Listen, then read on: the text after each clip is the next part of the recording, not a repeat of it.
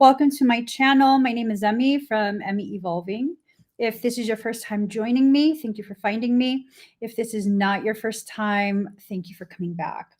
So when I asked what this conversation was going to be about, what I heard is, well, I heard quite a bit, to be honest. But the thing that stuck was agents of darkness are being cleared out. Now, ooh, y'all, you guys, like, seriously? Right before this live stream began, I got a notification and it says, it's just like one of those spam notifications. Not everyone who leaves is meant to be forgiven. Some are meant to be forgotten. They didn't leave, they failed. And you don't owe them reverence. Oh, I'm like, bitch. Okay. Let's see where this goes. Hold on. Let me see the rest of the message because now I'm curious. Don't think the cowards who couldn't hold you. Damn, girl. Oh, let me read this. I do not thank ghosts. I do not bless the ones who watch me bleed and called it fate. Not everyone who exits my field gets turned into a lesson. Some get turned into ash. I do not rewrite betrayal as sacred. I do not repurpose abandonment as divine choreography. The ones who fled weren't teaching me. They were proving they could not hold what I carry. And I do not mourn their absence. I recognize their collapse. Goddamn, girl! Screenshot. Bada bing, bada boom. Ooh. Oh, holy shit.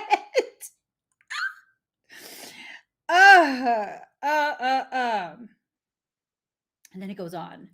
They told you to say thank you. Thank you to the ones who lied. Thank you to the ones who vanished. Thank you to the ones who fed on your softness, panicked at your fire, and ran when you began to rise. That isn't gratitude. That's mimic etiquette. Goddamn, girl. A ritualized performance to make collapse look graceful, to make cowardice look like karma, to make betrayal feel earned. Thank you for the lesson is how the wounded pretend they're healed. Ooh. Damn. It's how the program disguise obedience as enlightenment. You're not forgiving, you're fawning. You're not transcending, you're translating your own annihilation into a moral. This is how they keep you turned inward so you question your reaction, not their violation. Girl, okay, hold up. I need this whole thing printed out. Silence as a sword. Holy shit. Silence is your sword.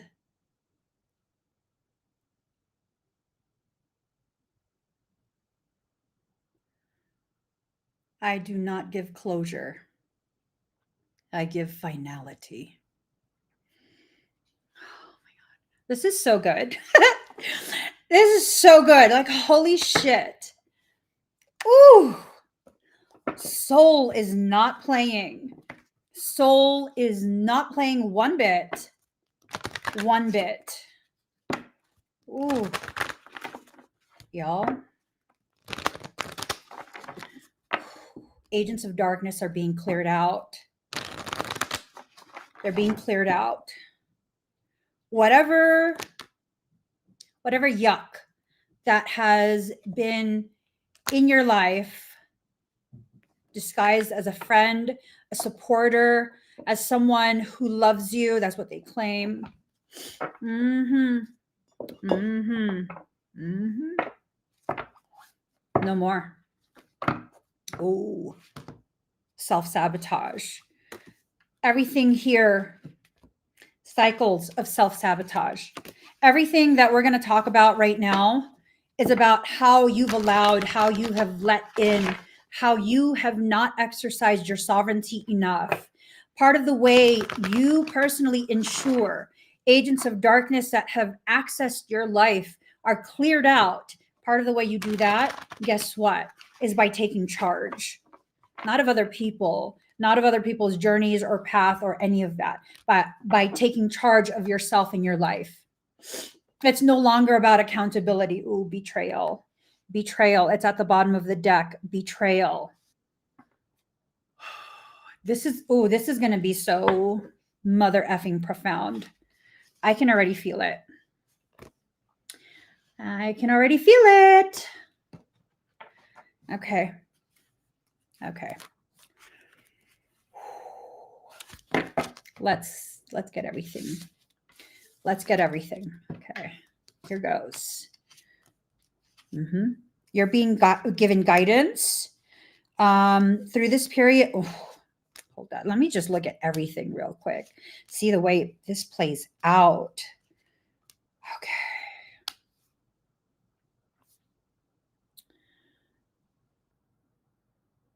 Okay. This is intense.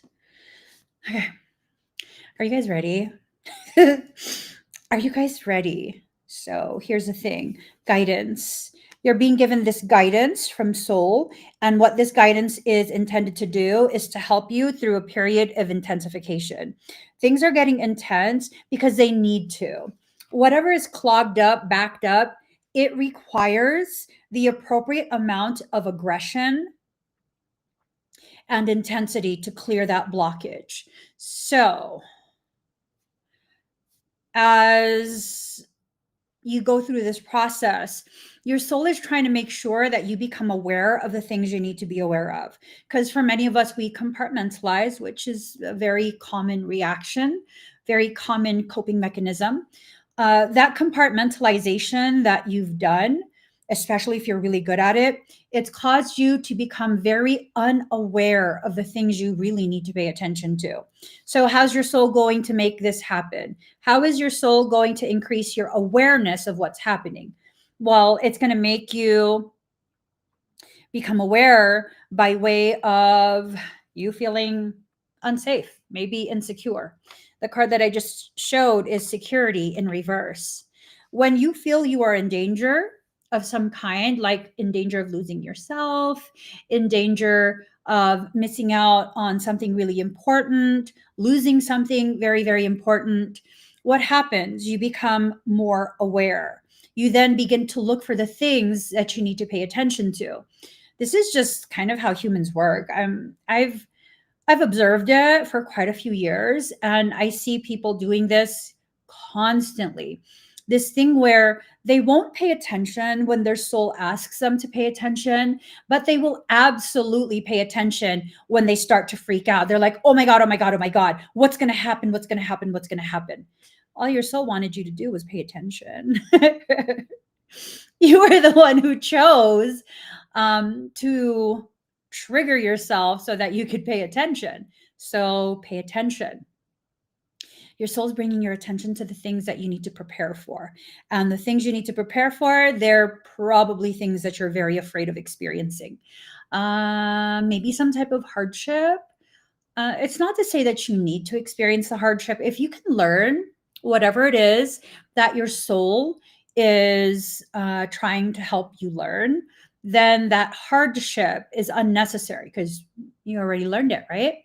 But if you're not, then yeah, absolutely. You'll need to experience that difficulty. You'll need to experience that hardship. And that's what's going to bring your full attention to whatever it is that needs to happen, right? So now it's this thing. Give me 1 second, because now I need to pay attention to this thing. Un momento, por favor. Oh gosh, no, stop. Ooh, if you're being exposed, is that what he said? It's a cell phone. It's a brain scan test that's an ad. But he said if you're being exposed. So let me first screenshot this because someone's being exposed right now. Let's see. All right. So we just keep that open right there. Okay. So it's funny that someone, something, probably you, is being exposed because look, it's this upside down masculine card. Typically what that tells me is this is someone super fucking toxic. Super fucking toxic. This is someone who's trying to dominate your space, dominate your field. They're trying, look, they're a creeper. Look at that. Look at that. They're all like hyper fixated on you. Look at their face. Like they can't come near you because they know they're not strong enough to take you on. Yet they keep watching like a fucking creeper. Creeper. This is someone who's an absolute creep. I don't know. Maybe they're possessed. Who knows? Who knows? Your higher self is allowing for some of these different types of limited interaction. Yeah. There we go.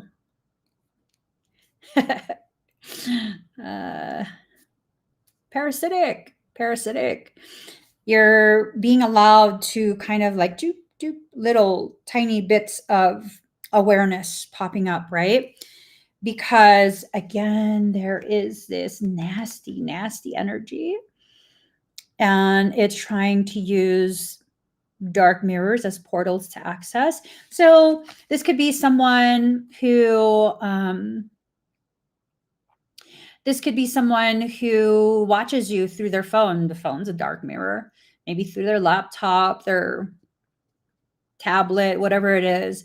This is someone who is so hyper fixated on you. Yeah, we don't give a fuck. We don't. But we do take screenshots.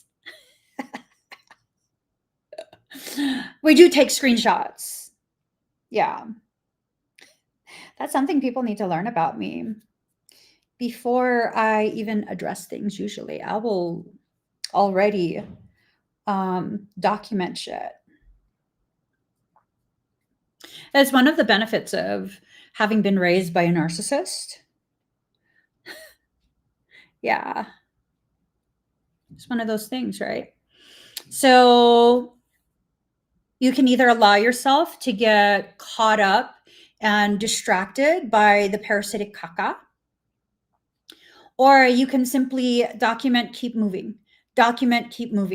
Hold on. Let me go back to that. I do not give closure. I give finality. What I read earlier, right? Closure is a performance, a mutual script, a mimic ritual meant to soften the blow of someone failing you. It's designed to preserve comfort, not truth. Yeah. Oh. I don't write endings with empathy. I write them in ash. Burn all the way through. Burn and keep the ash as a remembrance of them, as a keepsake of your once connection to someone, as a way to remind you that someone once had access to you. No. As a reminder of how fucking powerful and formidable you are. And regardless of people's dark intentions, their bullshit will no longer go without consequence. Abso-fucking-lutely. Everything people do carries a consequence. Everything people do, including you and I, carries a consequence, whether it's a good consequence or a bad consequence. It's really up to what your intent is. It's really up to that. So right now there's this fertile period that we're entering into, right? Fertility. This is telling me that you're being given the power to create circumstance. Now, I'm telling you right now, I'm going to use my power to go ahead and absolutely burn to ash all of the fuckery. Oof. Ooh, I like it. I like it. What do you like, Emmy? I love correction.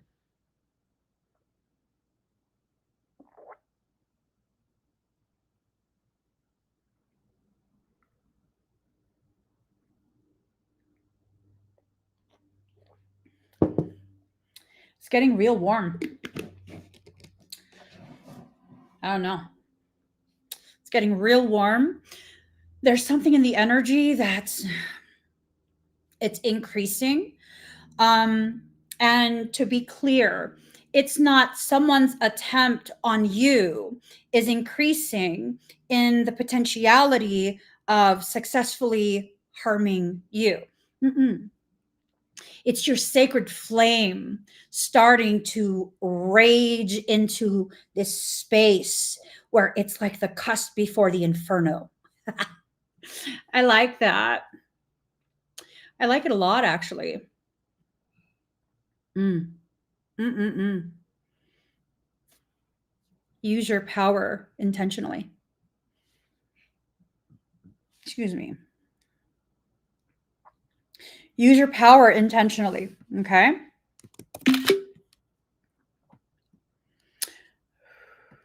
Let me see. Mm-hmm.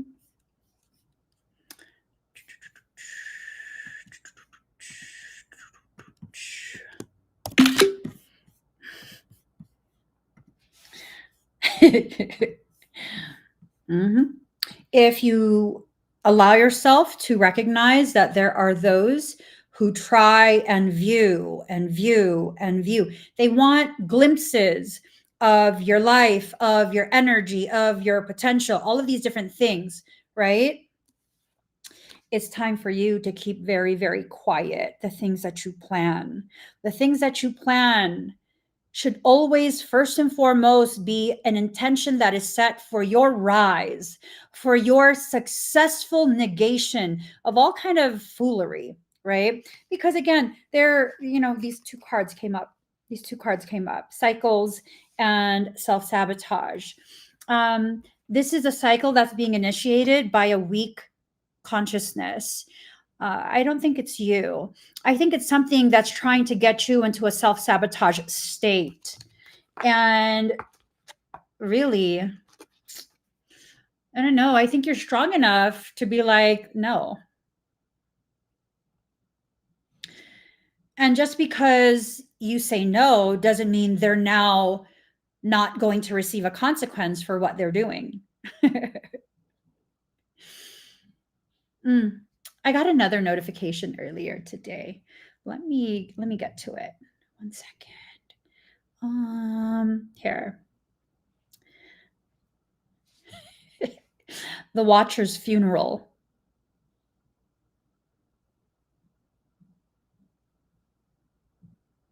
That's a subject line. The Watcher's funeral.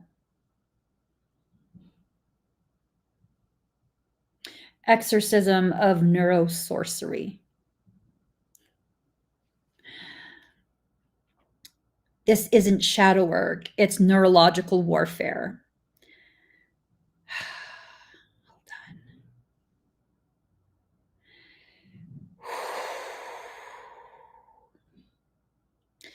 Today we end the contract. Today we bury the seer that was never yours. Today we shut the mirror down.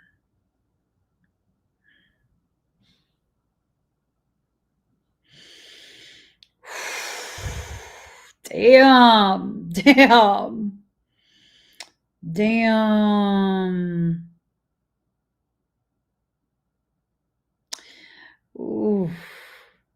These are some powerful messages. Ending the contract with a watcher.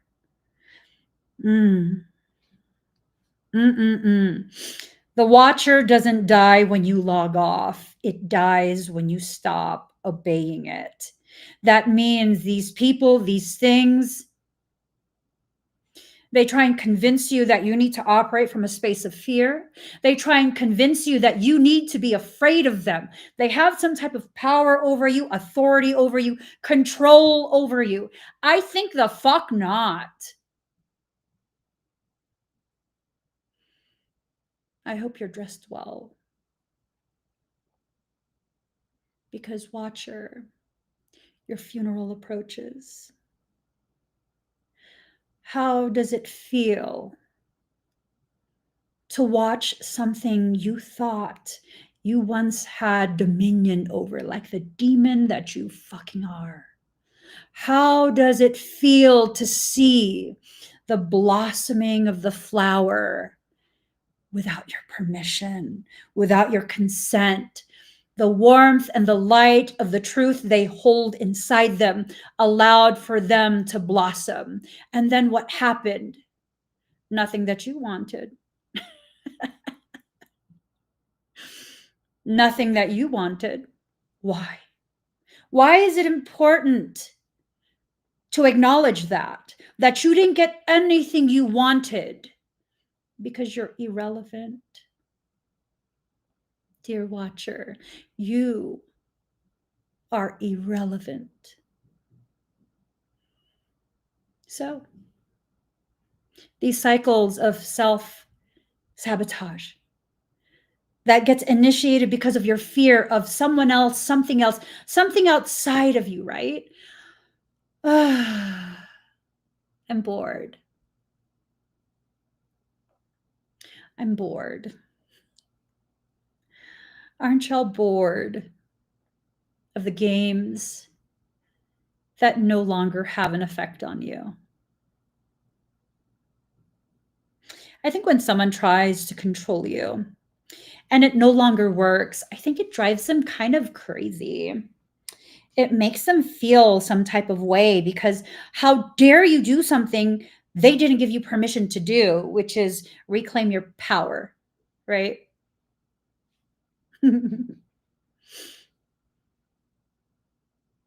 Yeah, who cares what they think? Who cares how they feel? So I see two comments. One says, no, I'm tired. The other says, my daughter tries to control me. So, first and foremost, if you're tired, sit down. Why do you keep entering into the ring where you know there's going to be action that you don't have the energy to sustain? Have a seat.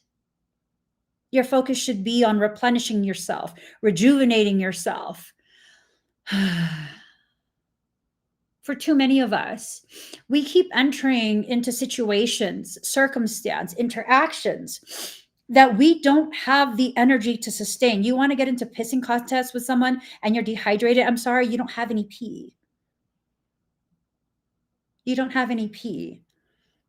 You have to be tactical in what it is you're trying to do. My daughter tries to control me. Okay. That's the other comment. My daughter tries to control me. So why is there interaction? If you don't like the attempt to control, then you have to simply not allow them to be present. I made it clear I have a right to my opinions, and if I can't see the grandkids, so be it. That sounds like it's a very different situation than what it is you think. It sounds like a boundary is being set, and you don't care. So the price of your lack of concern for the boundaries that are being communicated is a cost of seeing your grandkids. And if you feel it's worth it, I completely honor that. Do I agree? No. Do I need you to agree with my lack of agreement with you? No. It's that simple. It's that simple. So now what's happening? Spring and union. There is something that's creating an opportunity for growth, and you need to unify with that. You need to allow yourself to unify with that. You need to hold hands with it. You need to allow that in, this opportunity for you to create new opportunities, new circumstance, new pathways. You have to allow that in. Now, let's see.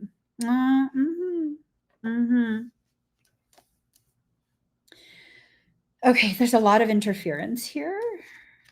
You get through it though. This is something that's being pushed to give you the opportunity to really use your energy with intention. So, ancestral magic in reverse, you're not going to be able to call on your ancestors. You're going to have to be able to call on yourself. I think for too many people, it's this thing of you've relied on something outside of you for far too long, whether it's your spirit guides, I don't know who you call on.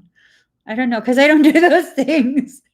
I don't know. What do you guys call on? Like aliens and stuff, and like ascended masters and angels and I heard you. Someone's like, that's a lie. You call on Michael. Actually, I don't. He just shows the fuck up. And maybe you're not paying attention to the actual dynamic between us. Not only do I not call on him, he's often unwelcome. Did you think I was talking to myself when I would say, shut the fuck up? Yeah. So that's the thing.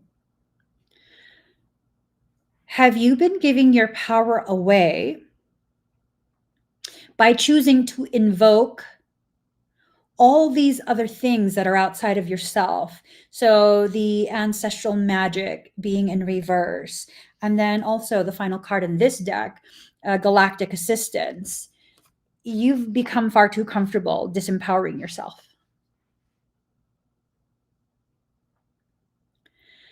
You've become far too disempowered with that space of comfort, being comfortable, waiting for something else to save you from the circumstance that you created. That's hard. That's hard. Do I need to? I'm being told by Soul to look at another comment. Okay, so someone. Oh, man. Okay. I think this is to give other viewers the opportunity to kind of think of different types of circumstance. So here's the comment. I don't know what I was saying, but this person says, yeah, my parents, I just ended my relationship with them because they still try to control me. And then their next comment says, I got evicted and have to live with my parents. So I can only avoid them so much, but I try. Michael says, watch your face, watch your face. Jesus loves me. Oh, yes, he does. Jesus loves me. Oh, yes, he does. May I ask you how old you are? What your age is?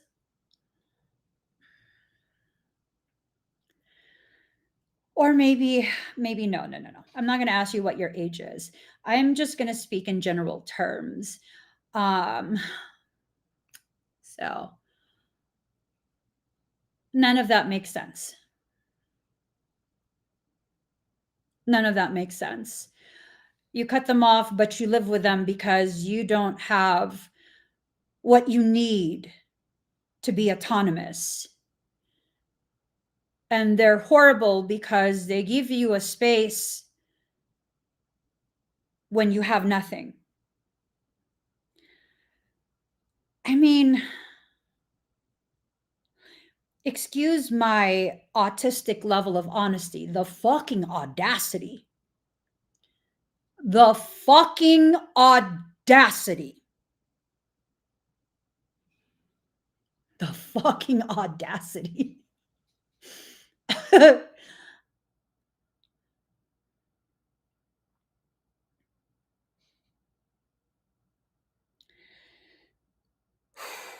Let me give you an example from my own life. I felt very controlled, very manipulated, very maltreated, and I had no place. I did have the option of going back to California and living in my mother's house because she had a huge house. And I could have done that. But here's the thing, if I don't want to be controlled and I feel like the circumstance is toxic, can only speak about myself. Yeah, I can't go back. So what was my option? I was fucking homeless in a parking lot and remained a vagabond for about 2 to 3 years. I was stuck in a parking lot with my husband and young children for no less than maybe 6 or 8 months. So, forgive me or not when I say the fucking audacity.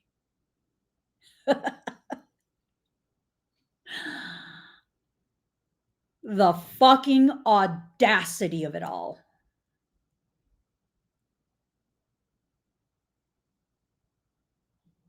That's crazy. I'm thinking of, when I say that's crazy, I'm thinking of me going back to a place that I've identified as extremely toxic and then benefiting from that, but I don't, that's fucking crazy. I would not be able to do that.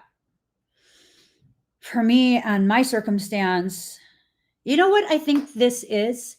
I think this is about helping people to see, not the specific people who are commenting, because now they've grown silent because they realize the fucking bullshit that you listen to online that enables your delulu-ness, it will not be served up here. I will not be serving you the same steaming hot plate of delulu that quite a few others will serve you.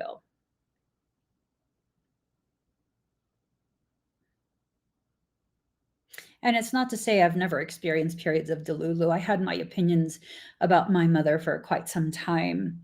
And then I grew up and I realized I was being such an asshole.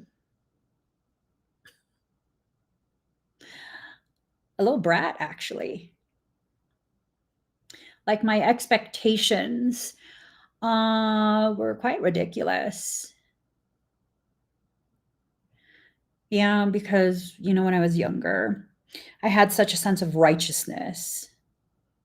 Like, there's only one way to be the fucking audacity girlfriend. And I had all these like really negative opinions. I don't want to get emotional. Only to realize towards the end of her life, damn, she tried the best she could.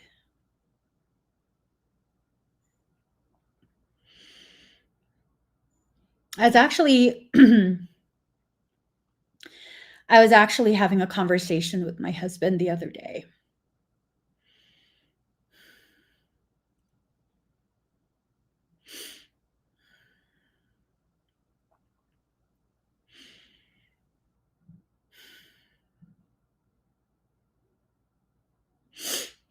Outside of my husband and children, and now the family that I've chosen to surround myself with,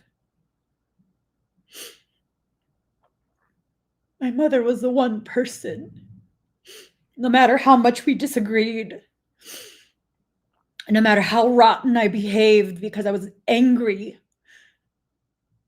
she never withheld her love. I could be gone for prolonged periods because, y'all, when I get mad, I get fucking mad. I would disappear for prolonged periods.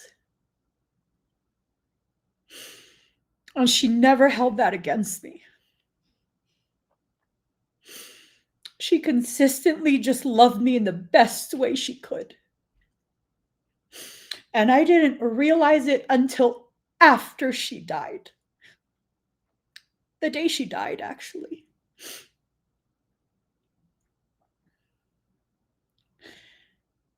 I got the mother I needed, especially when I couldn't understand. Especially then. And now I see all of the things that I held against her as though it was a weakness, evidence of her weakness and failure as a woman, as a mother, because I'm fucking harsh. Those were the most beautiful parts of her.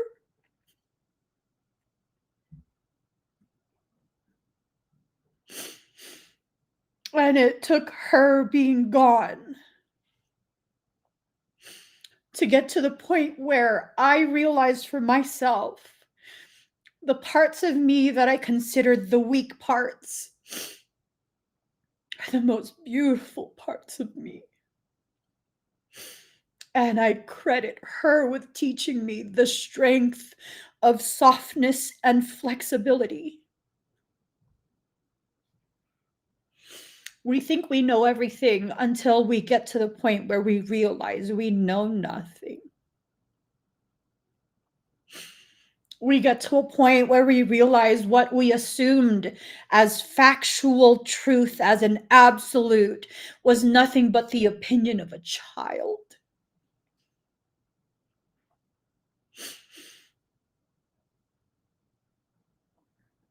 I've been ridiculously intelligent my entire life. I've been able to learn in Gestalt. I've been a quantum learner my entire life. And as advanced as my knowledge and intelligence is,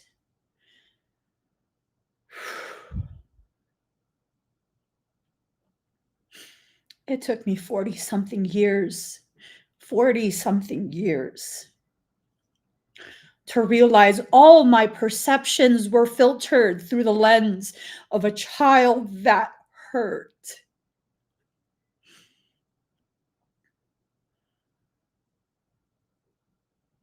There was nothing my mother was going to be able to do to change my mind, because again, my expectations were ridiculous. I would never expect what I expected from her from another woman.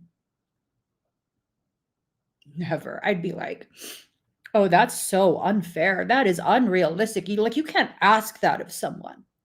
Yet I expected that of my mother. And there was no one that was going to teach me anything different.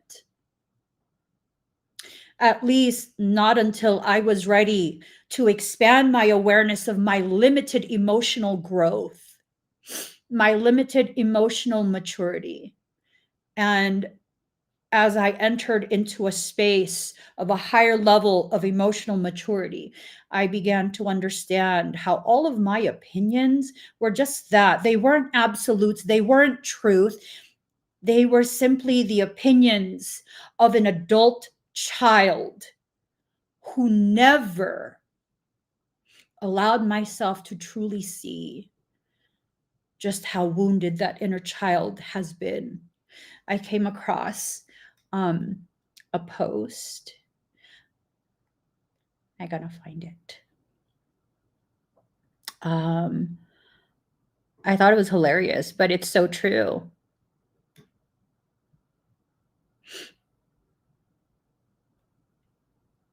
Where is it? It's so true.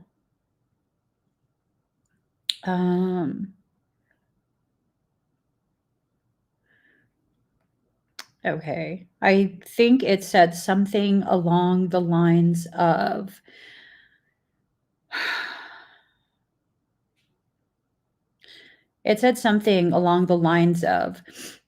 my inner child is a mean little shit, so you better leave us both alone.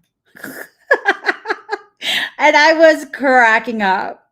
Why was I cracking up? Because it's true. It's true. We deal with trauma in different ways. I happen to be one who's so accustomed to war that when you start with me, if I choose to engage, that's not going to end well. And I don't give a shit if it doesn't end well for both of us or just you. I don't give a shit. I care about many, many things, but not that. Not that. People don't realize that for me, my inner child is mean. That's how I dealt with trauma and disappointment. I shut down and I internalized that anger. I internalized my reaction to that sense of betrayal, abandonment. So now, when people try and poke and prod at my inner child, for people who don't know me, they think that I'm made of sunshine and rainbows and I'm spiritual, failing to realize the little girl that lives inside me comes with daggers in her pockets. Does that mean I let her out? Well, first and foremost, she's not a prisoner. That means as an adult, I have to reparent myself. You know, one time,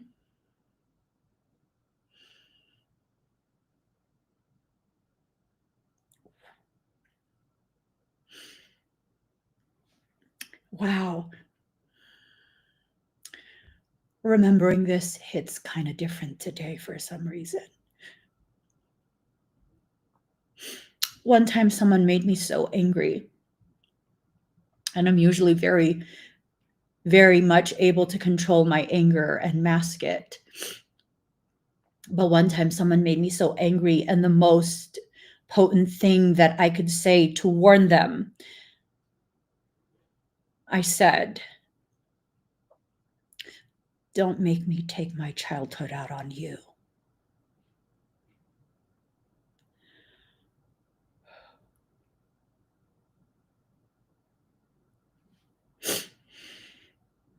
Mm.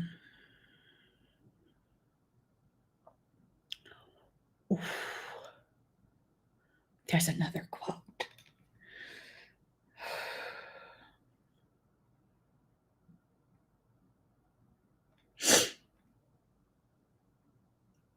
Where is it?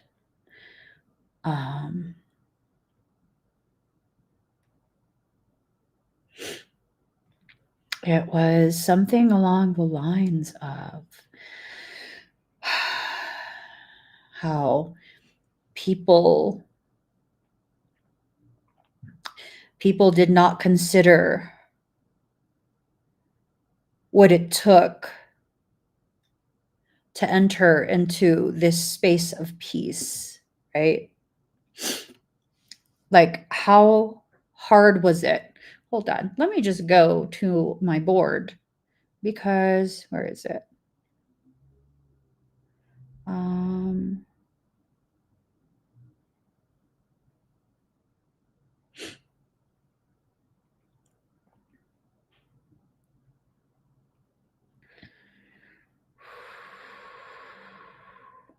This one's hilarious. My spirit animal would fucking eat yours. Very true. Never make the mistake of assuming the person of peace is unskilled at war. But it's not that quote.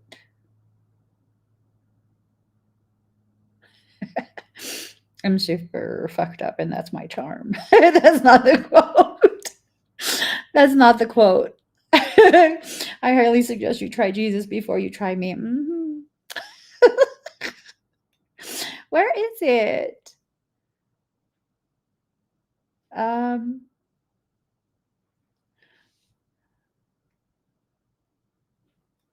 ooh. I will feel it as deeply and express it as violently as I please. Okay, calm down, girl. Calm down. Where is it? It is a very powerful quote. Um, do you understand the violence it took to become this gentle? Do you understand the violence it took to become this gentle?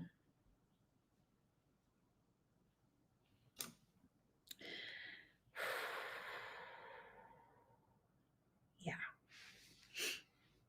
yeah. You can choose whatever you want to be the end result for whatever it is that you've lived through. Excuse me. You can choose the end result. It's up to you.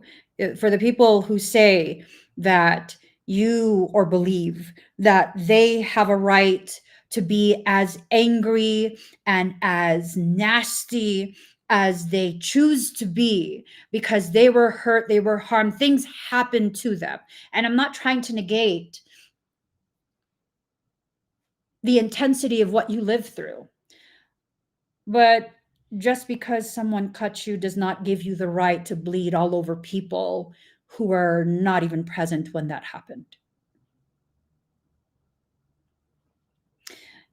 She's an alchemist. Everything sent to destroy her only made her more radiant and powerful. That is the choice you make. That is the choice that you make. And whatever it is that's happening in this process that we're all entering into, these agents of darkness need to be cleared out. And maybe the agents of darkness are the thoughts that you have about how you are entitled to this and that because you were failed, you were betrayed, you were abandoned at some point in your life. Guess what? All of us felt that at some point in our fucking life.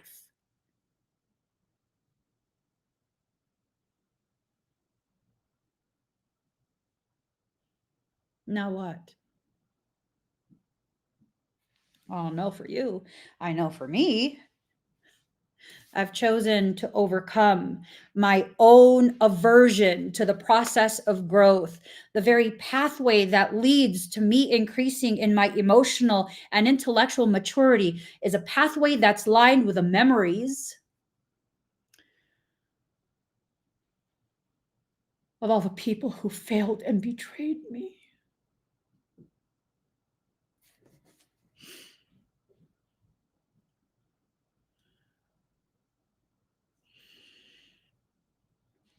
And I swear they all had good intentions in their heads.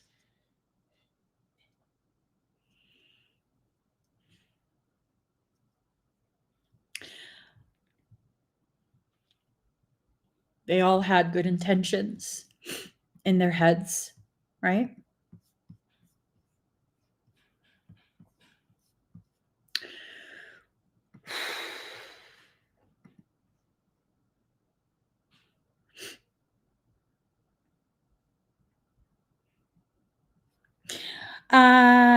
Jan, what do I think?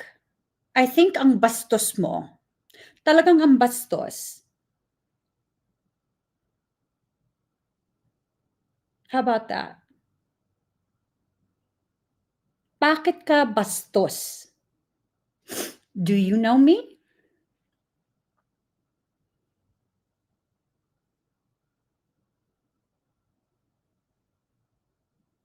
Ang kapal na mukha mo. Talagang ang kapal. Tarantado ka ba?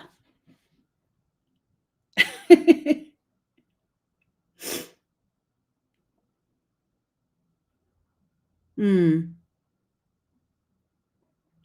Wala kang masabi?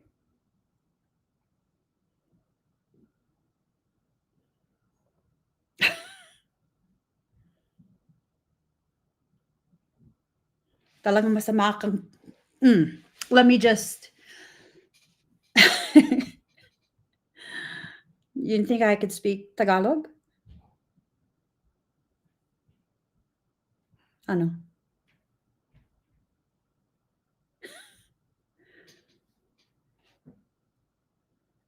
Ano?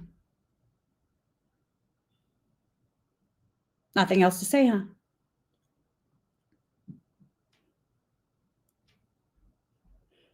Nothing else to say? You're embarrassed?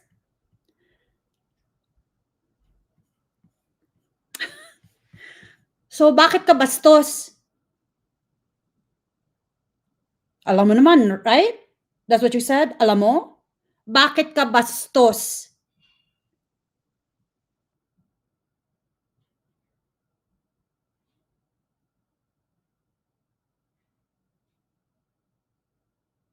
Huh? Got nothing to say? Right. People don't realize that I'm not going to tolerate bullshit. So, for those of you that are on other platforms, this person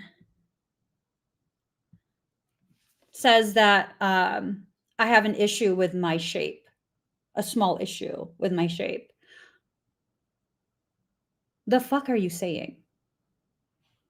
Is that your like way of asking me if I'm fat? You know, I could bench press your ass, right? And that's my weakest muscle. Did you think that I would shrink? Because why? Because you're trying to be emotionally abusive towards me? A stranger? Talagang ang kapal ng mukha mo. Talagang tarantado.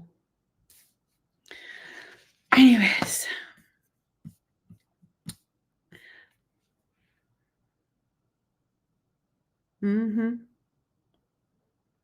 Yeah, no, there are people who think that they can get you to question your worth because what? Because I don't have the body shape of an emaciated child. You don't even get me started on the PDFs and the way PDF mentality is spread through society.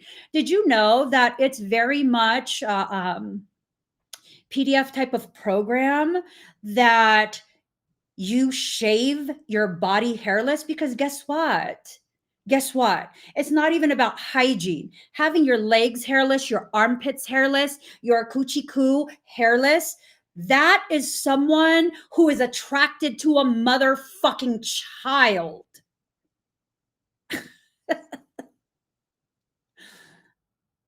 Because who's hairless like that? Children. You want me to be emaciated? I'm not. I'm extremely voluptuous. I'm not emaciated at all. I used to be. When I allowed other people's opinions of me to dictate to me what my value is and what my aesthetic should be. I've been all ends of the spectrum.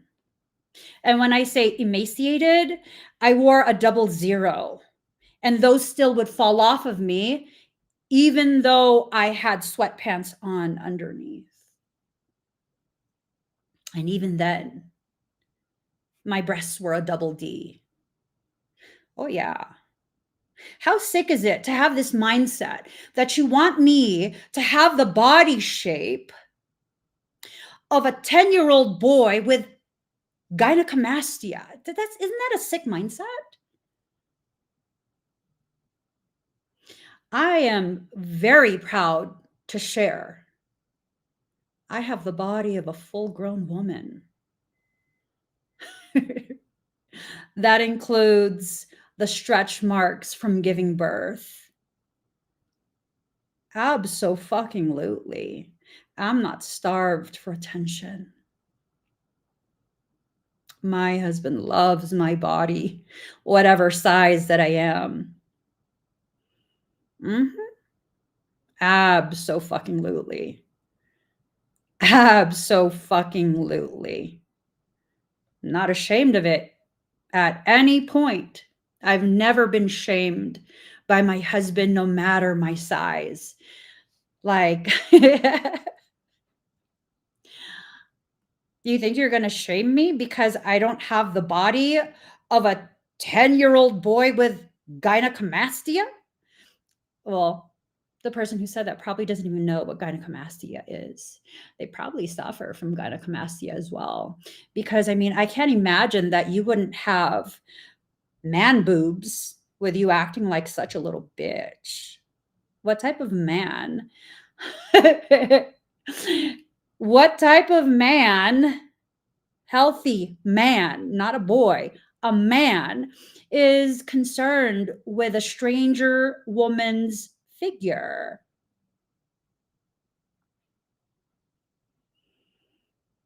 And this is how you completely remove the agents of darkness.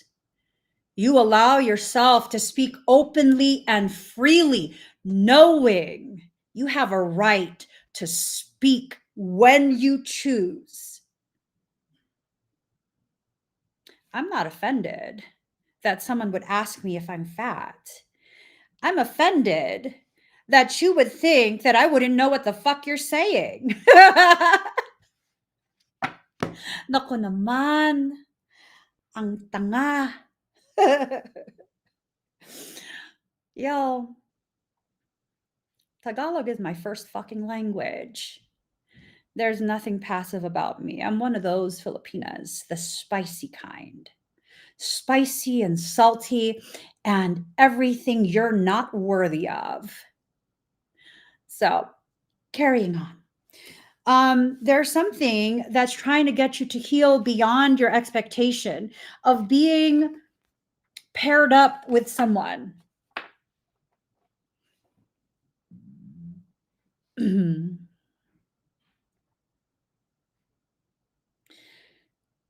You're not missing another half of you. You're not.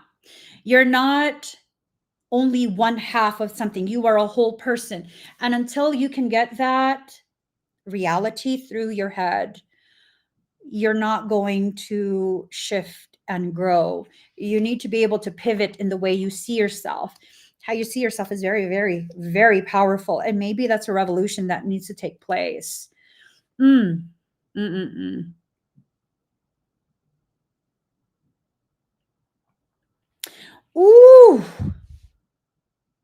It's the revolution that needs to take place. The way you're seeing yourself is creating blockages. And these blockages are the very things that are causing you to turn your back onto the path you belong on. Right? There's a path that you belong on. And whatever that path is, like, it's made for you. You don't have to fit someone else's expectation of what your aesthetic should be. What your value is not determined by the acceptability of your aesthetic, the acceptability of your personality. I know there's a lot of people that I don't give a shit about. I don't. I know there's a lot of people who can't fucking stand me and my personality because talk to me, I talk back. Yeah, no, I talk back. I don't give a shit. You think I fucking care? You think I care?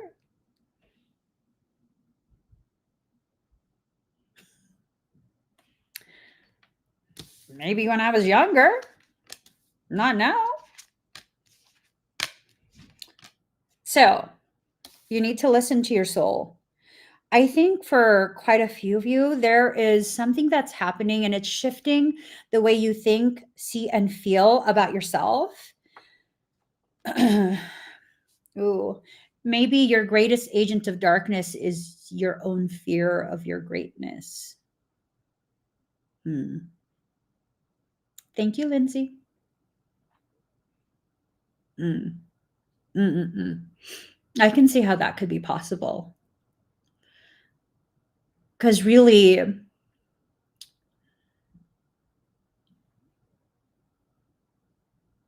for much of my life, my worst enemy was, in fact, myself and my hypercriticality of myself, the ways in which I consistently tore myself apart deep within me.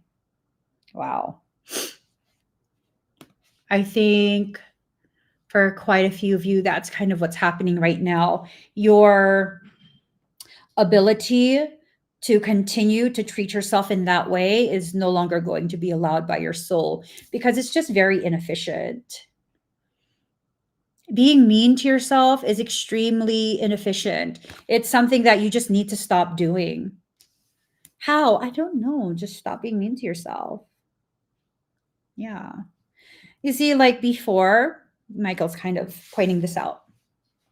Before, when people were mean to me, I would be mean to myself silently. I would take whatever meanness they projected onto me and I would internalize it and I would be even more mean to myself. Right?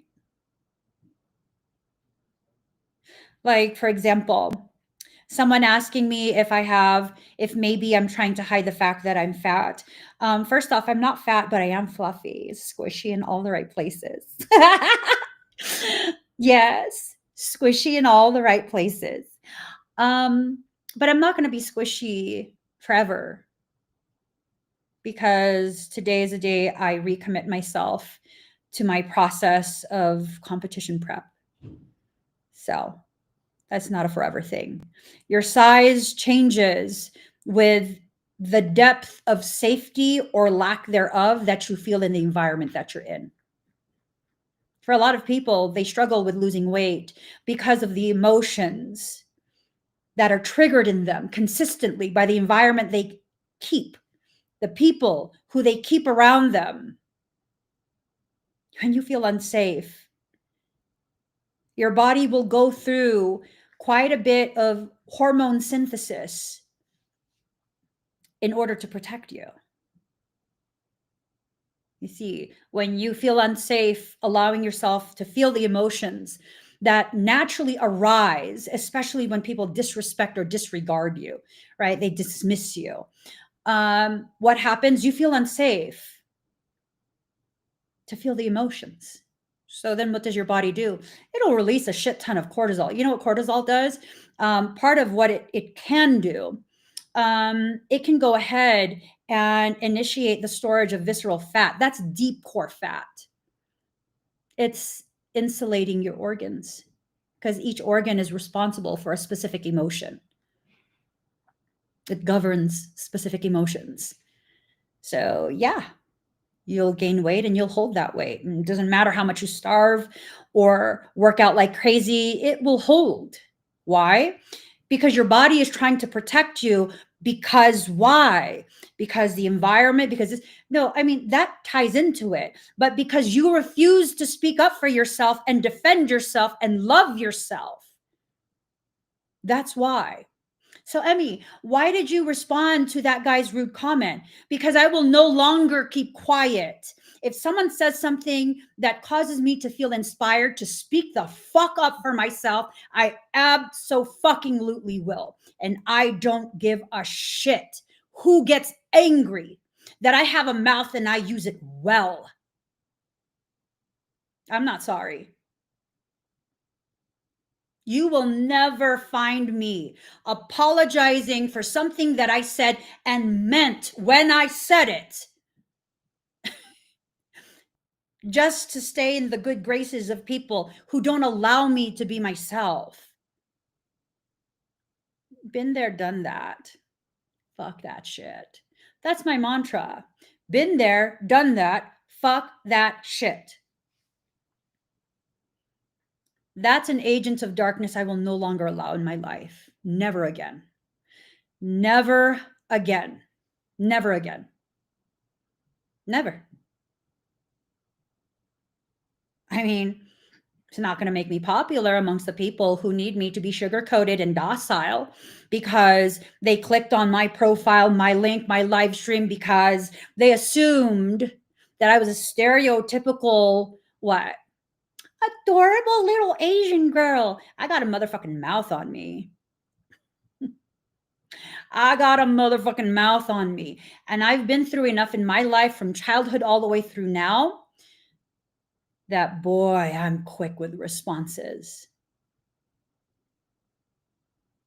Hey, if you don't want to fucking feel stupid, don't engage me. I might take you up on that offer. I might. I might take you up on your offer to volunteer to hold whatever I need to release. I mean, it is what it is. It is what it is. Right? When you allow yourself to release the agents of darkness that have held you back,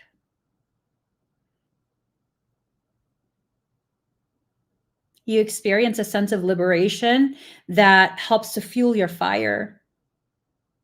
It helps to fuel your fire, right? I've been a size 0 to 3 most of my adult life after Helene, my daughter's dad, withholding her for 7 months. Oh my gosh. And my son's dad, psychosis, relocating phases, etc. I'm a size 5'6" now and have light padding. That's beautiful. I'm depending on how much water I'm retaining. I'm about a size 2, size 4. It depends on how much water I'm retaining because I'm very sensitive to salt. So for someone who's never even met me in person to try and convince me that there is something wrong with my body, dysmorphia no longer lives in my brain. Not in that way. I am no longer a slave to dysmorphia. And I will not allow someone to shove me face first back into that cycle. Hell the fuck no. There's absolutely nothing I need to be ashamed of with my body. Here's the reality. Although I may not see myself as this, a lot of people see me as a fucking sexy woman. And I really don't care. Because I'm not your fetish. I'm not a fetish. I'm a goddess in the motherfucking flesh. And you will watch the way you address me. That's the bottom line. That's the bottom line. If you guys allow people to serve as the agent of darkness that shoves you face first into old cycles, toxic cycles that have been used to destroy your perception of yourself your entire life, that was a choice. A choice you made. What, to keep the peace? There is no peace. When someone feels comfortable disrespecting you, that's not fucking peace. And there's no peace you are keeping. That is a lie that you tell yourself.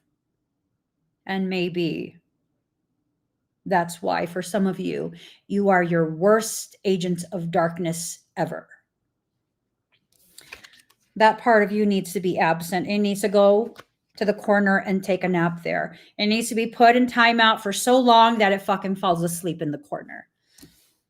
You don't have to hate that part of you. You don't have to kick that part of you out, but it can stay in the fucking corner in timeout until it falls asleep. Maybe when it wakes up and has some juice, has a little snack, it'll start to act right again. You need to allow yourself to be renewed. And as part of the renewal, you need to allow yourself to exercise some degree of discernment. What type of discernment are we talking about here? The type that helps you to feel whole within yourself. Part of my renewal is no longer allowing myself to follow other people's lead.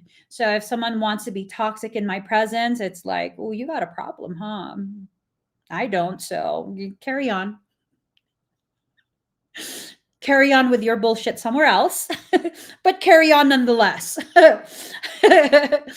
And I think part of what's happening is that for some of us, we've started this process of using discernment, speaking up for ourselves, no longer just kind of turning a blind eye to people's disrespect, but we're not consistent with it. We have to be consistent with it. We have to. We have to.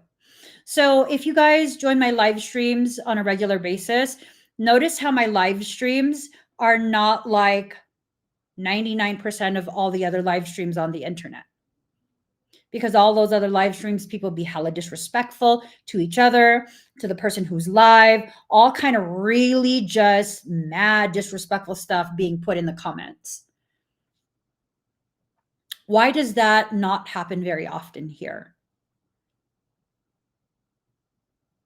Why? Because I'm consistent.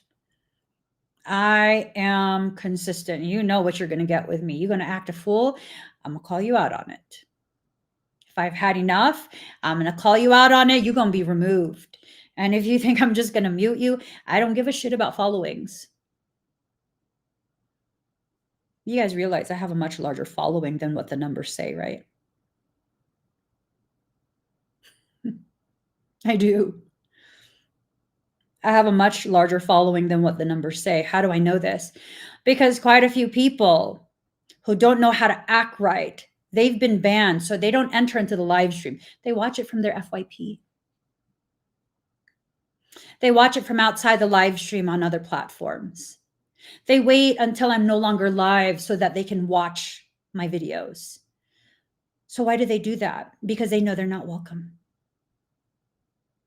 They know they cross a major line of respect. You're not fucking welcome. Live in such a way that you are so consistent, people will know you don't put up with none of that shit. I don't put up with none of that shit. Hell no. You want to act like a child? Then I'll have the same rules for you that I have for my kids. Hey, you can express yourself, but the moment you become disrespectful, I think the fuck not.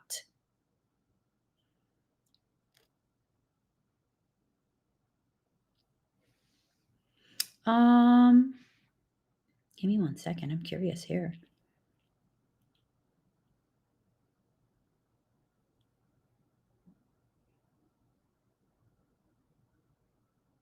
Okay. Ah. Oh. Oh man. Okay. Let me get the last set of cards.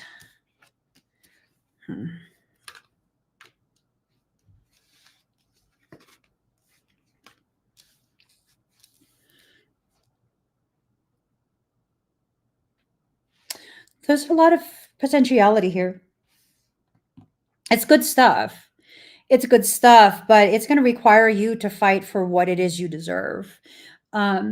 It's not going to be something that is just going to be handed to you. It's not going to just be placed in your lap. So shock of the new and dream a beautiful dream. Your soul is preparing for something tremendous to happen for you. Something that will align your entire journey, your entire life. You're going to be transplanted into a field of sunflowers. So for me, what that means is sunflowers, when the sun is not shining, the sunflowers will face each other. Why? Because they become each other's light. So on days that are gloomy, days where there's no sunshine, days where you feel low, this field of sunflowers, people just like you, who resonate deeply with you, you'll be transplanted there. You guys will be there together. That's what's going to be the shock of the new. And it's going to create a reverberation and alignment that's going to really allow for a lot of the different things that need to happen for you to happen. Your soul is not leaving anything to chance. It's going to force growth. If you're not willing to grow, it's going to force it. If you are willing to grow, it's going to facilitate it and elevate it. So if I were you, I'd be willing to, because when soul forces something, like soul does not play. Oh my God. I fight anybody, but not soul. It's true.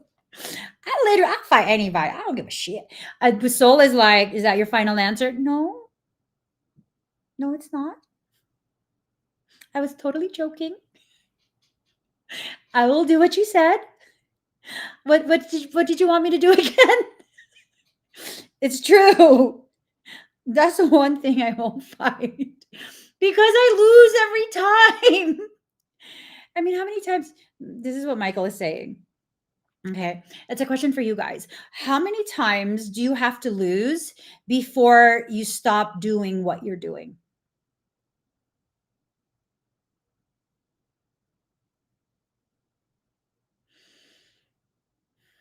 Because it's not going to give you a different outcome. You keep using the same pathways and that pathway is blocked. You obviously need to take another path, select a different option. How many times do you have to lose to stop doing what you're doing? Right. JB says many times, for real. It's most of my life. And then finally I was like, okay, fine. In my 40s. Okay, fine. I won't win this. I already know. So allow yourself to be inspired by the stings. If you've been stung before, if you're stung right now, that means there's honey nearby. Hold on. So demonic shit. Hold on. I need to make sure my understanding of this word is, yep.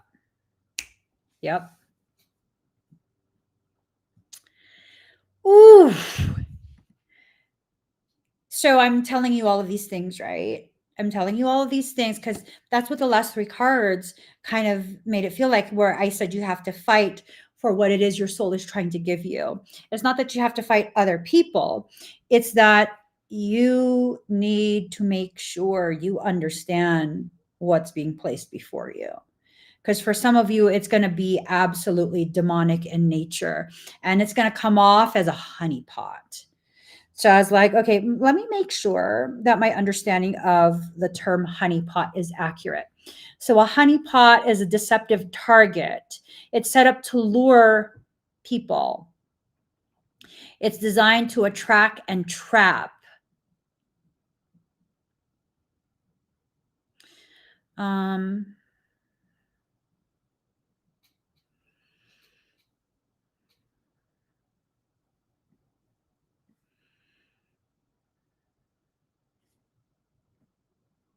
So honeypot process, setting up the bait, luring the attack, monitoring and analysis, alerting and response. 2 meanings to this. 2 meanings. First, for some of you, there's a potentiality of something trying to lead you astray.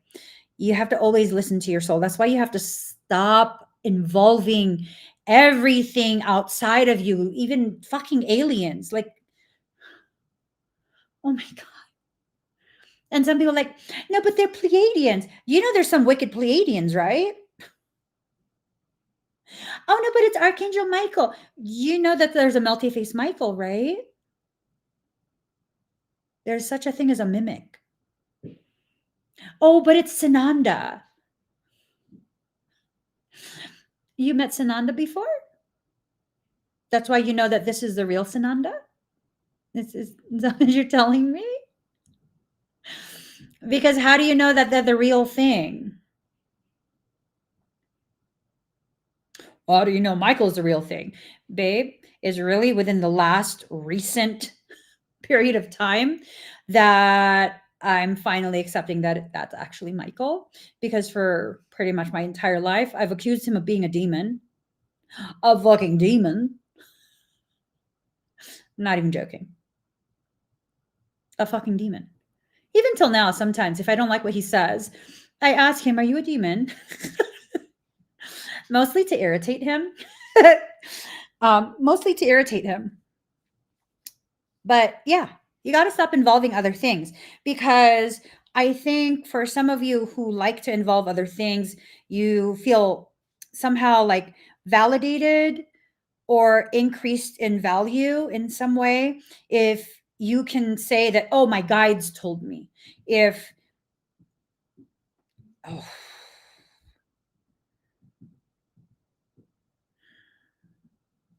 that's a very ego based thing, right? That's a very ego based thing where you need that validation. You need to be able to flex that, oh, you hear things. Okay. Oh, I do too. Most of them are fucking demons. Well, how can you tell? How can you not? If you're listening to these things, why are you not able to tell which one is a demon and which one is not? Because until you develop that skill, why the fuck are you listening? I'm just saying. I'm not saying you don't have the gift. I'm not. You probably are gifted. That don't mean shit. If you don't know how to harness that gift intentionally and with efficacy, accuracy, I don't know what you're doing. Oh, the story of Michael when me and my family were driving through Mexico, it's in my book. It was literally like a visual straight out of the movie Constantine. So, one of the times where I learned and accepted that Michael actually isn't a demon, that this is actually like something that is genuine in its desire to protect and defend me. That scene in that movie Constantine where Constantine and the detective are standing in front of that store with the Mary statue, and all the lights start to turn off. It's like, and then the only light that's left is right in front of the store where they're at. And they hear all of this like wings and claws and all of that. And then Constantine goes and he like lights a fire. He has like a Molotov cocktail and he lights it, or I don't know what the hell he had, but he spit alcohol. He lit it on fire and he spit it. And so this flame kind of just like shoots out as alcohol catches on fire. And as it lights up, they see an infestation of winged demonics. Yeah, but rather than having that scene in a city, put it in a Mexican countryside, like no lights whatsoever. And I was like, oh, okay, so you're not a liar. You're not a liar. Okay, I'll give you that. I'll give you that. You're not a liar. Thank you. Thank you. Thank you. Es muy, es muy gracias. It's very much thank you. Yeah. Yes. So when you guys go to read my book and it gets to that part about the Mexican countryside and my relationship with Michael, you just get that scene in your head. Literally. Literally. So against the grain, you need to remove quite a bit of, I don't know, there's like excess baggage. Oh, it doesn't want you to set things down. It doesn't want you to set things down. Hold on really quick. There is something that I want to read to you guys.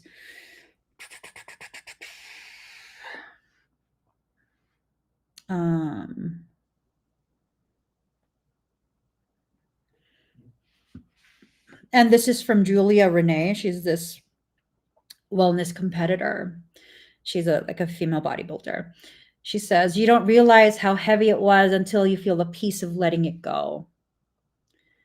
Until you feel the peace of letting go, whatever heaviness, whatever baggage that you're holding on to, you won't know how heavy it is. It's something that you become so accustomed to. I didn't understand the heaviness of how I felt towards myself until I let go of my commitment and my loyalty to being my own agent of darkness. Oof. Like, I didn't understand just how much my hypercriticality of myself was the very thing that was systematically destroying me. I say this as someone who, in 8th grade, I was in 8th grade, I was diagnosed with lupus. And before that diagnosis was made official and placed in my permanent medical record, my father said no. And he basically forbade any additional testing. I had all the symptoms, including the butterfly rash. I don't have symptoms of lupus now. I haven't for quite some time. Why? I don't attack myself anymore. I don't. Now I'm like, girl, girl, I can't believe you just said that. Oh my God, ballsy. You got big balls today. Whereas before, I'd be like, oh my God, I'm such a fucking bitch. I'm not a bitch, but I can be one if you ask me in the right way. If me being a bitch is what you need to understand your place and how to properly interact with me, absolutely, I'm capable. What level did you need? Because I mean, there's levels to it. There's levels to it. I can make men cry. Toxic men. I don't do that to gentlemen. I don't. And I'm not talking about someone disagrees with me. I'm not talking about, oh, someone irritated me or someone made a mistake. No, I'm talking about like you're really trying to invoke something inside me to correct you. I'm capable. I'm capable of that. Am I a bitch? No. But I can absolutely play one if you need. And I won't say sorry. I'll look you in the eyes and tell you that's what the fuck you get. Act right next time. And I'll mean every word and you'll feel it. Listening for truth, allowing yourself to be the voice of truth, right? Okay. So yesterday, my sister-in-law texted me and fucking crazy. She doesn't know that I completely fell off the I completely fell off the competition prep wagon. I haven't been tracking my macros. My workouts have been half-assed. I've just kind of like, And then she texted me. She messaged me on Instagram yesterday and was like, hey, how's your prep going? And I was like, sis, the only prep I'm prepping for is the apocalypse. Girl, don't talk to me about no prep. She's cracking up. I'm not joking with you. The only prep I'm doing is for the apocalypse. And then she texted me yesterday and she's like, hey, new plan, our coach. Girl, I don't got a coach. She goes, our coach said Olympia 2027. Oh, neither of us even have a fucking pro card. She's not a hoe, neither am I. And then so I told her like, no, I really like I haven't been doing the things that I need to do. My workouts are so half-assed. I've lost so much of my mass. And it sucks. I'm kind of just over it. And she says to me, like, you're too strong to give up. right now. Like, you've already done so much. Yeah, but there's still so much to do. And then basically she said, you're going to get back on tomorrow. You're going to get back on track tomorrow. You're going to work out with intensity. You're going to adhere to your macros. You're going to get back on track. And normally I would totally attack myself. I was saying everything jokingly with her. But still letting her know, like, I've been irresponsible with my health and my physique.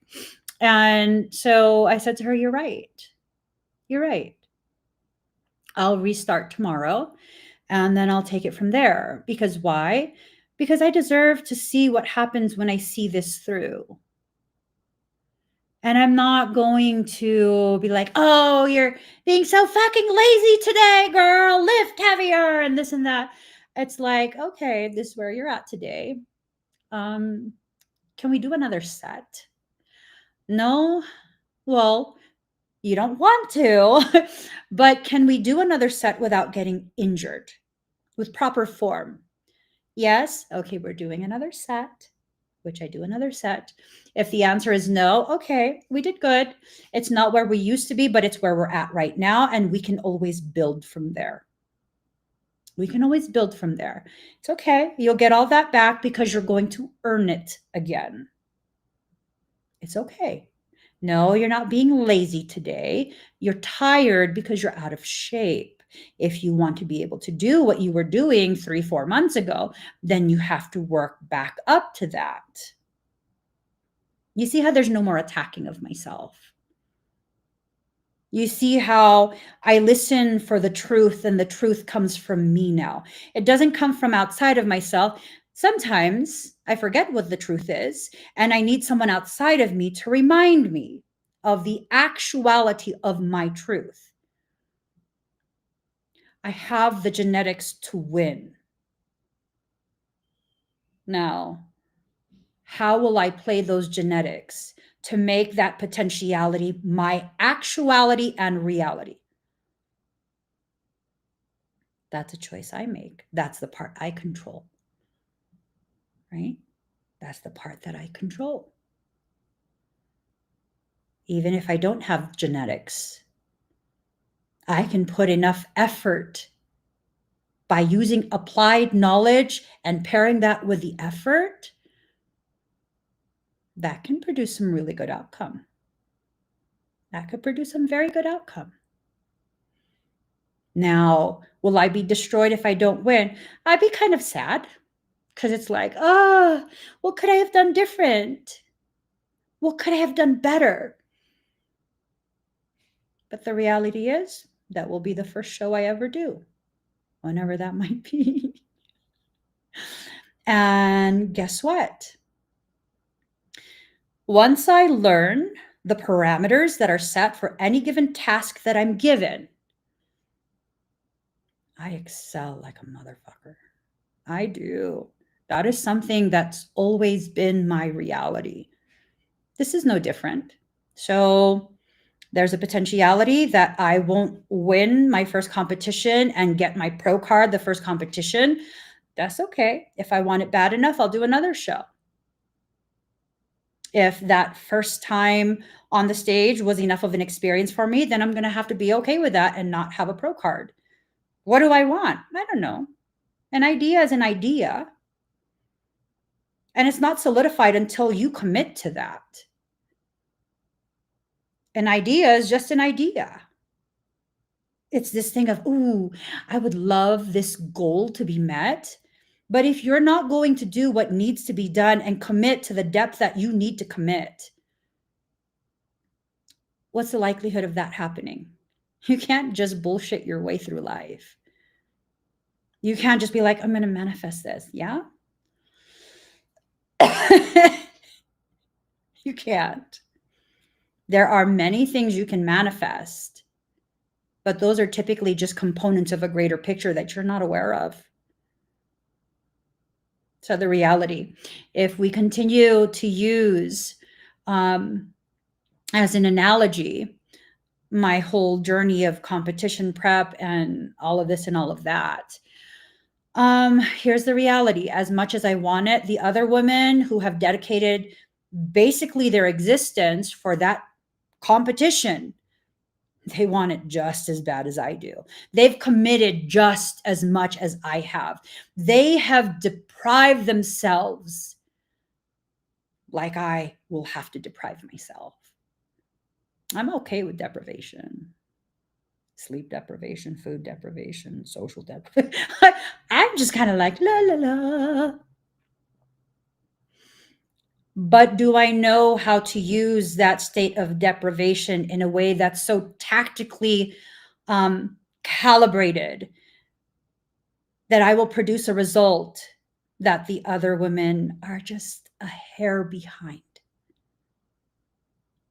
Depends on me.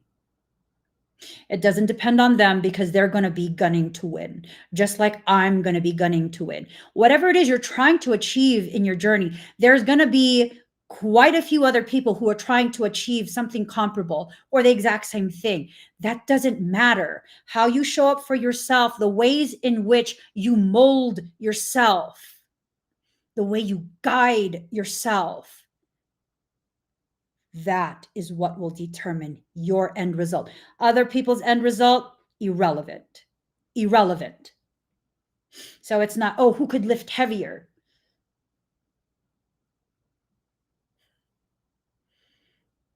It's not, who can cut more calories?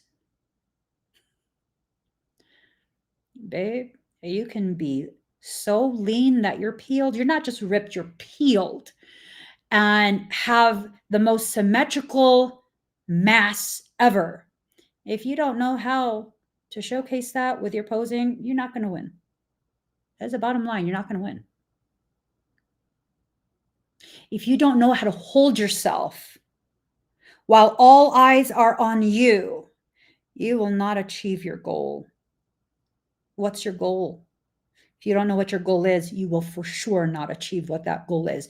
The agents of darkness have won. They've taken your sight off of the very thing you needed to keep your eyes on the entire time. The entire time.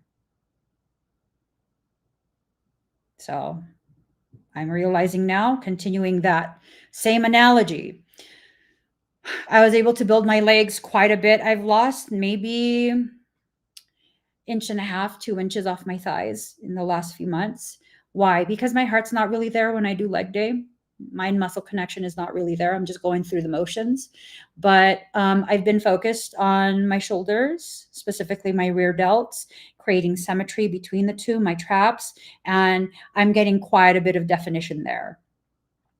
I'm getting capped shoulders at this point, and the imbalance that existed in my rhomboids between my shoulder blades, that's being corrected because of my fixation on holding proper form as I do the techniques that will get the results that I'm looking for. I'm fully present in that moment, so I'm growing there.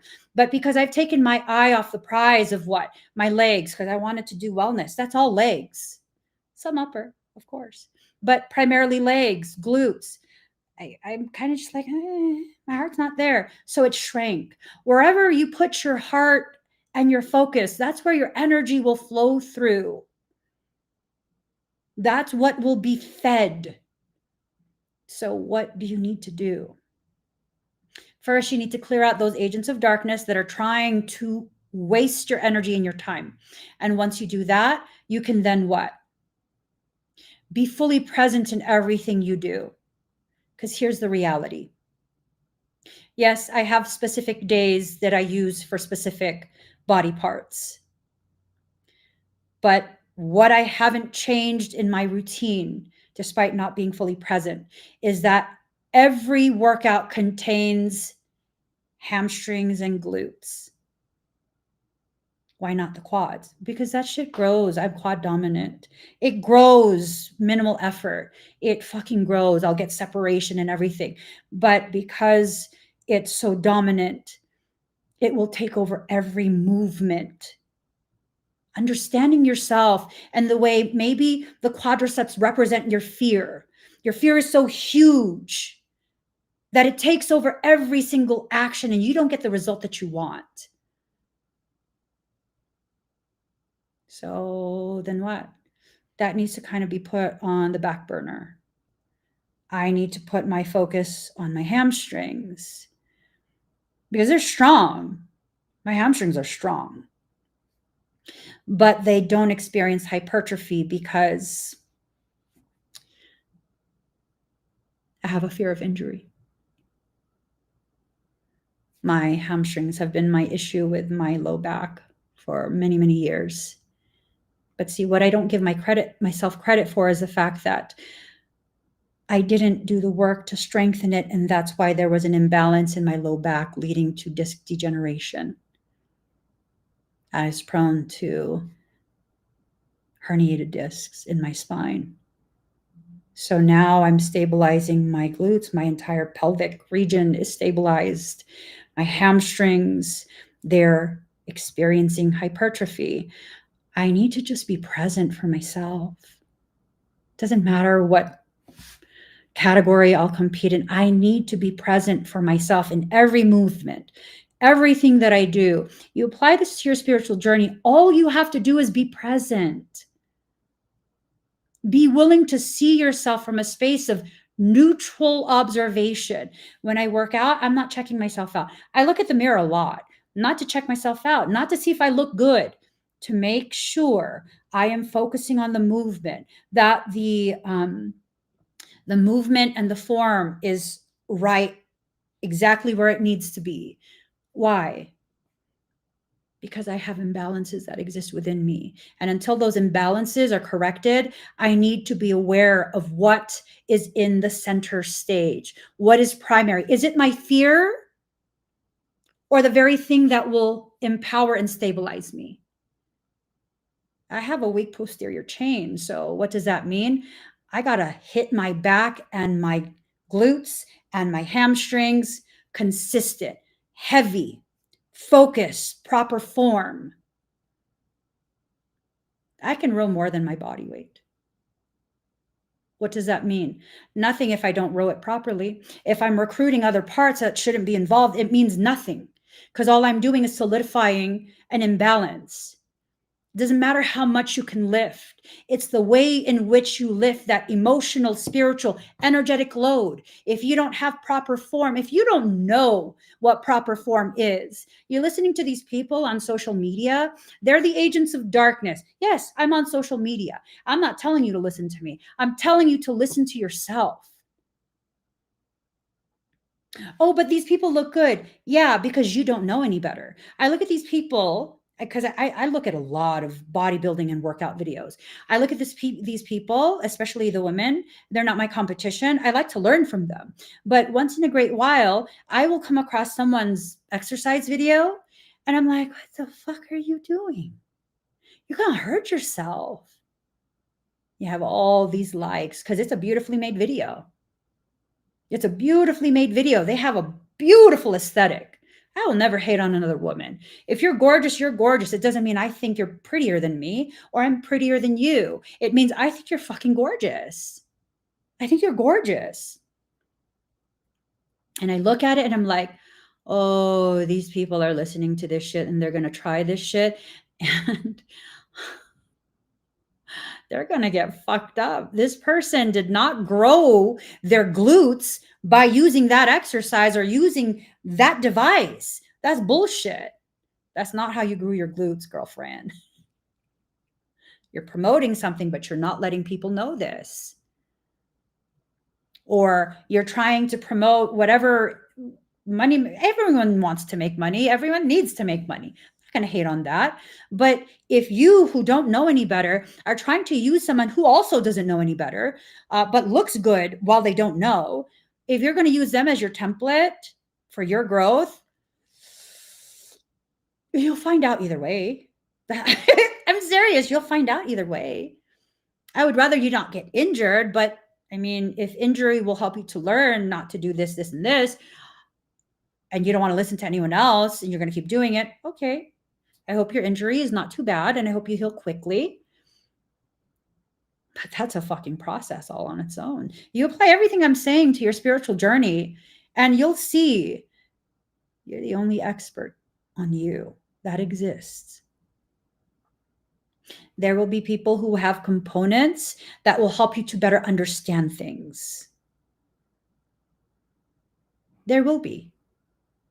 So I saw a video yesterday. I don't know why I never thought about it, but once I saw the video, it absolutely made sense to me. Did you know when you do a hip thrust, because I could do a very heavy hip thrust, I'm talking about 5 or 6 45-pound plates on each side. So either 10 or 12 45-pound plates on the bar, and I can thrust that. And I'm like, how come sometimes I feel it in my hamstrings and then other times I feel it in my glutes? And I came across a video yesterday and they were pointing out the angle of the bend in your knee. If your feet are closer, I forgot now. If your feet are closer to you, then that kind of takes your hamstring out of the equation. It's still kind of in it, but the main focus and the main thing you're working, loading, is your glutes. So that becomes a glute dominant movement. Whereas if your feet are further from you, which then your hamstrings are the ones that are, because there's two joints that it's working with, your knee and your hip. With that type of positioning, now it's primarily hamstrings. Well, I mean, if you know so much, how come you didn't know this? Because I don't fucking have proprioception. I have Ehlers-Danlos.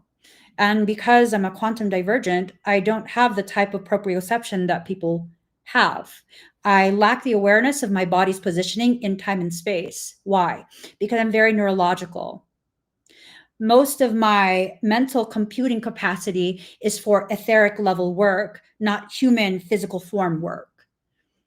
And because I'm designed for etheric level work, not human physical form work, I lack proprioception.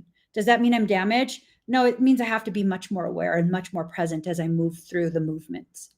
That's why I consistently look in the mirror, because I'm vain, because I don't want to get injured. I have Ehlers-Danlos.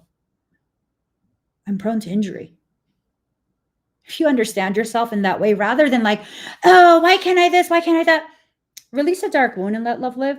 You holding on to this perception that you're broken, damaged, a mess up, and a failure, and all these other things, that doesn't help you. So you didn't achieve what you wanted to achieve in the time frame you wanted to achieve it. Okay, well, do you still want to do that? Do you still want to achieve that? Double down. Double down. I wanted to do a competition in August. Will I do it? No, because I keep getting injured because of quite a few different factors. That's not from working out. The injuries are from very advanced, very accelerated ascension mechanics, and my Ehlers-Danlos can't handle it. So when bones are dislocated, joints are dislocated, you can't just continue to push through. You need to give time to heal. And in that time that I've been giving my body to heal, well, guess what? My body fucking ate itself. My joints are destabilized. I have to work from the start again. And someone would be like, no, that's not fair. Well, I mean, it's not about fair or not fair. It's the reality. So I can sit there and feel offended that my body works the way it does, or I can do what I need to do to get back to that baseline that I was at, and then keep pushing from there. All I know is it's June. Competition is in August. There's no way I'm going to be able to make that cut. So am I going to punish my body to prove I can do it in August? Because now I'm going to feel stupid if I don't, because I told you guys that I was going to do it in August. Okay, well, I'm not going to feel stupid, and I'm not going to punish myself. I'm going to listen to my body. My body says August is out of the question. But there will be other competitions. And it will happen when it's meant to happen. And it's a process. No more agents of darkness here. I will not allow it. I will not attack myself. I will not hinder my growth. And that's all you have to get to. It's not this thing of you need to be healed, you need to be this, and all of these other different categories and titles and, excuse me, none of that matters. None of that matters. In your spiritual journey, do you know how many Reiki masters that I've had to extract who are beyond infested? and they're like high level Reiki masters. Like, why didn't you extract yourself? Because they don't know how and they don't have the energy to do it. They can't reach the levels of frequency to do it. Okay, so I will help. He would think that because they have that master title, that they would be immune from that. No, no. I'm a founder, pioneer, and trailblazer in the field of energetic recodement. I can still get breached.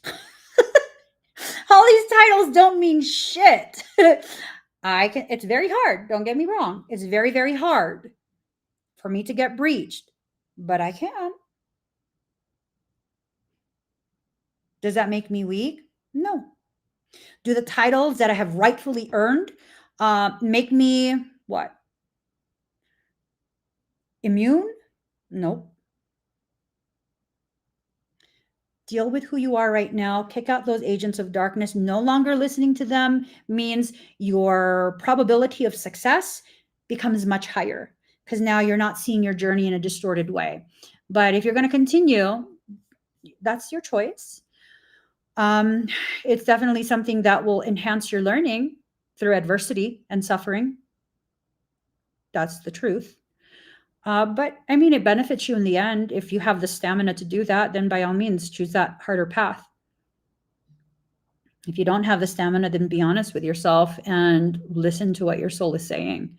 Kick out those agents of darkness and allow yourself to be fully present. I got to get going, guys. I'll be live. I'm sorry I wasn't live yesterday to do expedites. I will be live tomorrow, though. Okay, here's the reality. Nothing bad was necessarily happening yesterday. I just didn't go live because I got caught up playing Martha Stewart for my kids. I ended up making them some bomb-ass dinner and I felt like just hanging out with them. My bad.